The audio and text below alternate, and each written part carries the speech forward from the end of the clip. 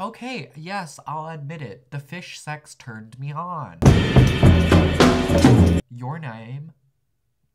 Why'd I say that weird? Time is beans. Rocks are alive.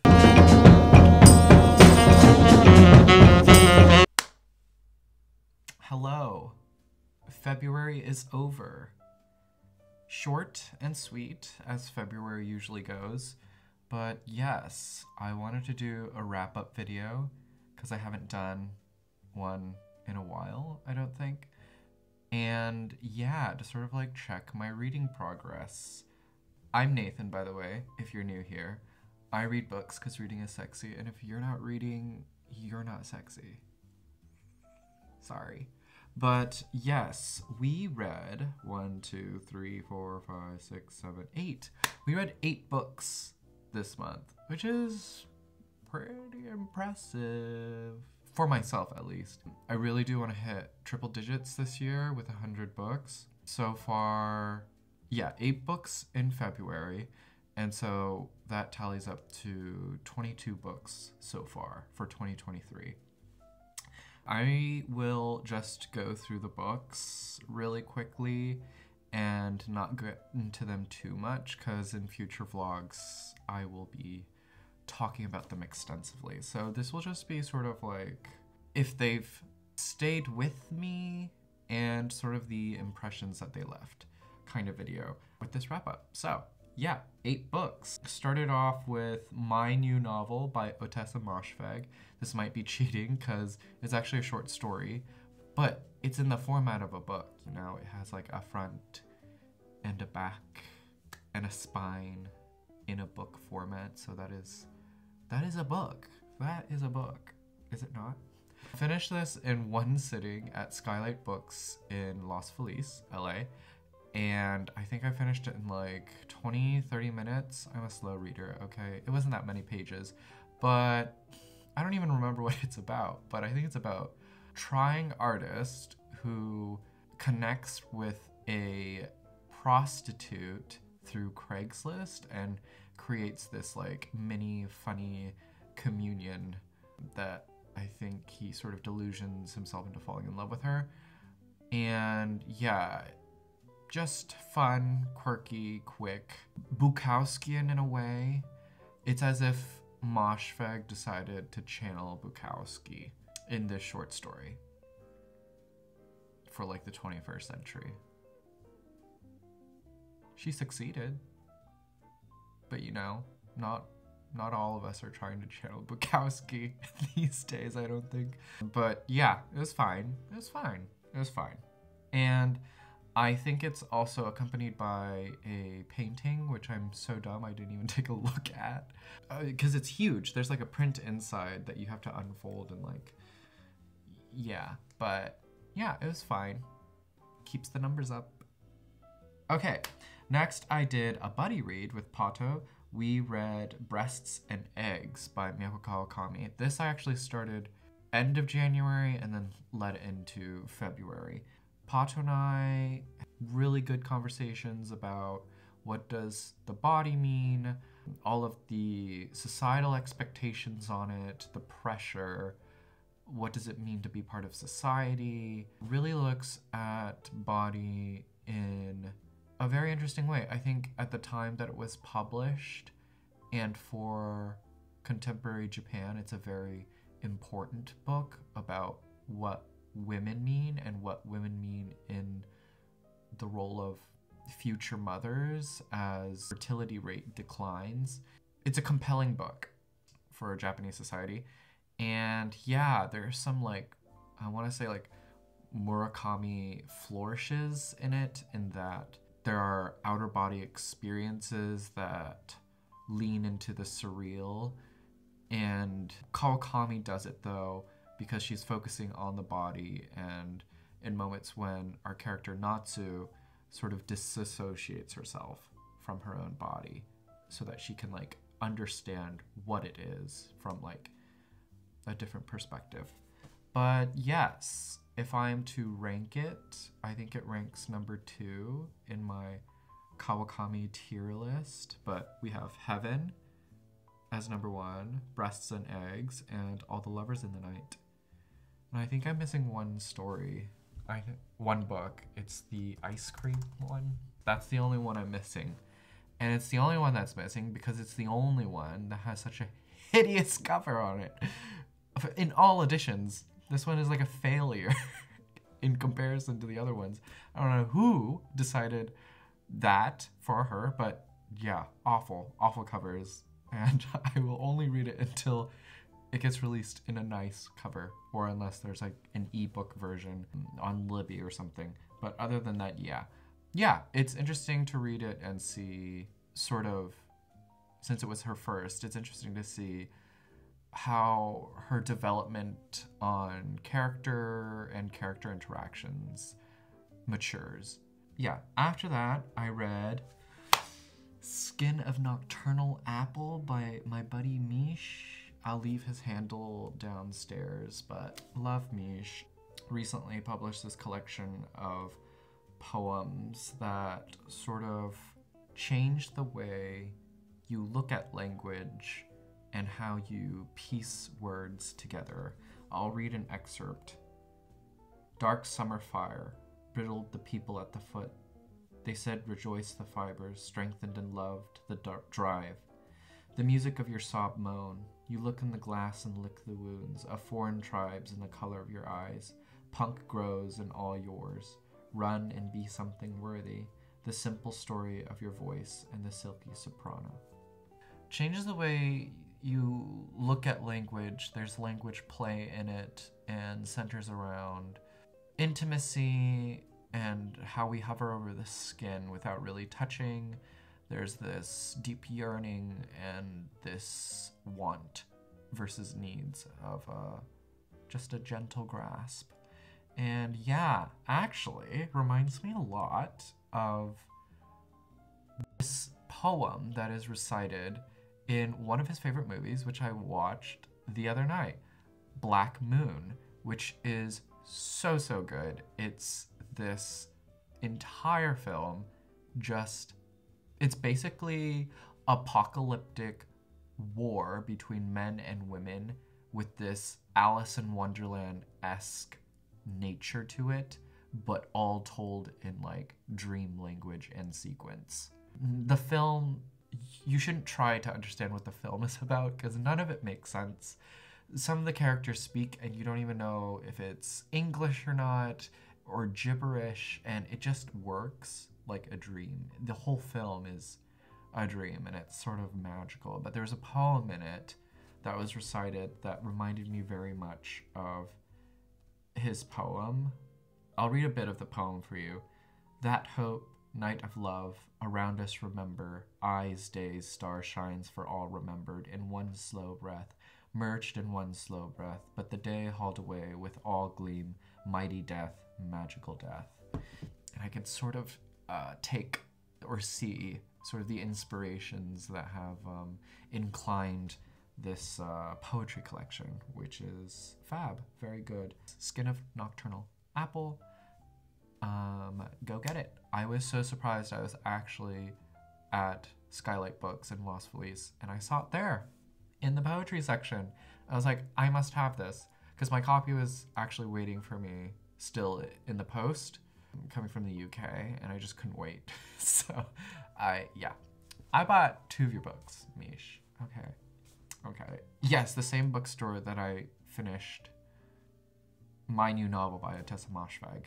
I love that bookstore. Anyone, if you must know, my favorite bookstore is Skylight Books in Los Feliz. It's just great curation of books from near and far and just like really hard to find books. But yeah, my favorite in LA, hands down. After that, I read Sula by Toni Morrison, also a buddy read with Katie James.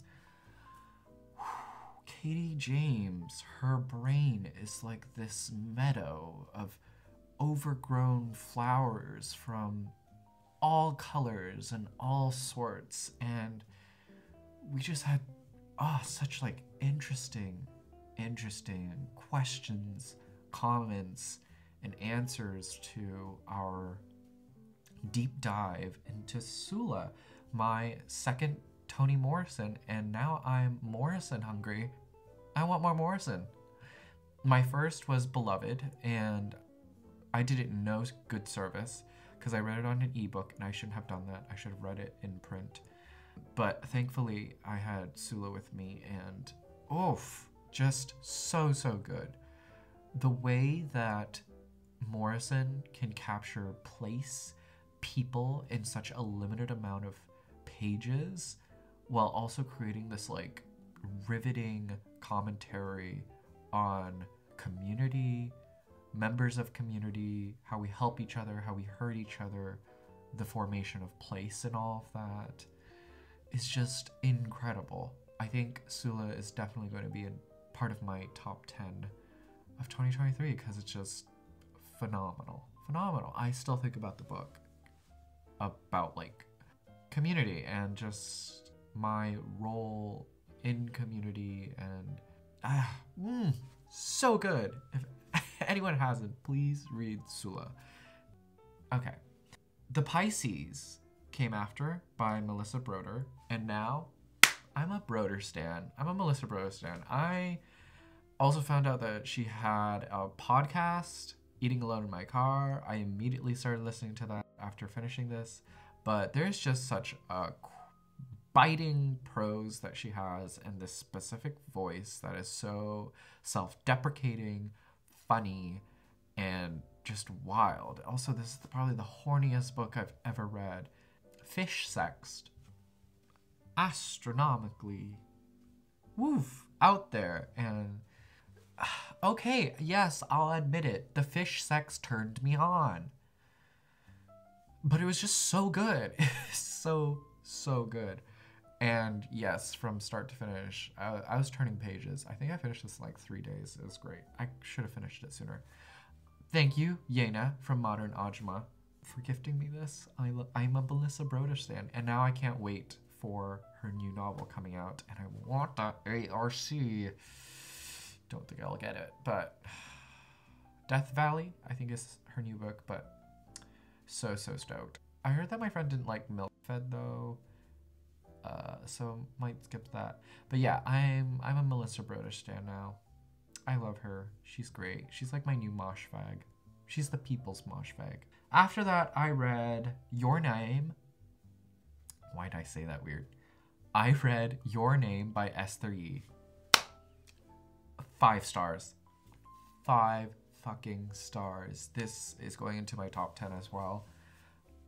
It's only February. We got 2 top 10 reads. I feel like this is going to be a good reading year. But this is a story about a Korean American. It's about this. I think it's basically her own identity, Esther's. She's Korean American, lives in Berlin, and is obsessed with this K-pop star named Moon. The whole book is so cerebral and is written in these really odd sentences. So odd. And it's a very particular tone, but once you get into the tone and once it grips you, you just fall deep dive into absolute delirium of this woman's obsession, love, can't differentiate the two, into, yeah, loving this Moon person so much that she becomes him. Take that with a grain of salt. But absolutely bonkers. I loved it. Also been waiting for a book on K-pop, not so much culture, but like K-pop stans and sort of the obsessive nature that they have of putting these people on a pedestal. YN Esther Yi coming out next month, or this month, I guess, whenever this video comes out, which is probably March. But yeah, absolute fave. You must read it. I command you. It is bonkers. Bonkers. Loved every bit of it. Okay, enough of that. After that, I had another ARC, also coming out March, Jenny Odell's Saving Time. There's much to be said, given it's 400 pages, what I will say is that I believe that there is at least one textbook read for the year. You know, for people who are out of school and sort of education ends, education does not end because there's this one textbook. Last year for me, it was Chuck Klosterman's The 90s. This year, it's Odell's Saving Time, but looks at time from like a working class, lower income point of view, and deep dives into how Eurocentric, systematic, and labor-focused time is, and how we are pretty much doomed. But not to fret, Odell saves us with a bit of hope in the end. But yes, she says, time is beans, time is fungal, and rocks are alive. And you're just gonna have to wait for my review to understand what that truly means. But yes, time is beans, rocks are alive, and time is fungal. But yes, that's your textbook read of the year. Never stop learning. Education never ends. Yeah, Saving Time, Jenny Odell. Watch out for it. And now I really want to read How to Do Nothing. Okay, last but not least, just finished it about like an hour or two ago. Island City by Laura Adamczyk. I was curious about this, one, because of the cover, and also it was a Ben rec. And very, very interesting. Still kind of thinking about it, but it's this woman in a bar, and she's speaking to you. Yes, you, the reader. And yeah, you just sit down with her, listen to her memories, some that she makes up, some that she wishes happened a certain way, and some that, you know, actually happened. And mixed up with her own nostalgia, wants, needs, remembering, misremembering, inebriated because you were at that bar with her and listening. You're yawning a bit as well. Some of the details are way too decorative and you're thinking, where is this going? Until it reaches this sort of like heart-wrenching end and you're like, wow, ouch.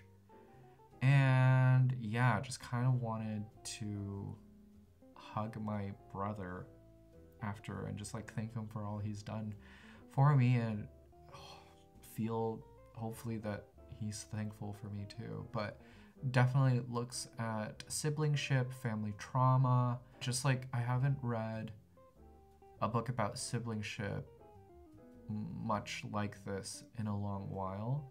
If anyone has siblingship book recs, let me know. I'm very curious about them. Like the only, I think, great siblingship book that I stand by is Franny and Zoe. But yeah, this might be my new favorite siblingship book. But yeah, if you have a favorite siblingship book, let me know. That is coming out in March as well. Look out for it. Strong. It's strong. Effective book. But yes, that's February. That's February in a wrap. More details again about these books in future vlogs. So stay tuned. And I hope y'all had a good reading month. Let me know what you read. What should I add to my TBR? And yeah, love y'all. Be well. Do good work. Keep in touch.